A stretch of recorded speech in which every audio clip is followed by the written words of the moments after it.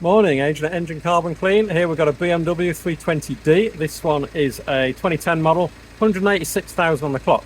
Now the owner's booked us in today. He's been gifted this car, which is very nice, of his sister.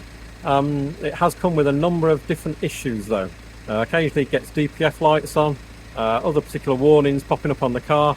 Done that initial diagnostics. There were 13 engine codes when we got to it, quite a few. Some of those were historic, but brake vacuum pressure sensor is popped straight back on.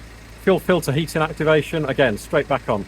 See those pretty regularly, just fairly easy to fix those. Now, in terms of the DPF and other bits and pieces going on, codes that reappeared, electric fan activation, that looks like that potentially needs a fuse changing. Intelligent battery sensor missing, had a new battery recently, and the stop-start's not worked since, and that looks like it's just the connector, it's not been plugged back on. The DPF back pressure sensor, the code that was in there that was historic, it took about 20 minutes to reappear, and that's probably because the sensor's showing -40 and bouncing around at -40. That sensor's not working properly, so that needs changing. That probably explains why it had the DPF replaced about 40,000 miles ago.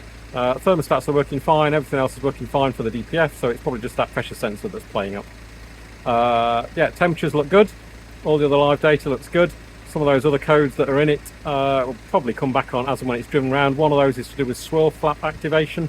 Potentially need those flaps looking at. A lot of people do get them deleted, but that's probably going to be down to them getting brittle and breaking, an issue with the linkage or the motor, or just muck in the manifold. We're giving it an engine clean now because of the 186,000 on the clock.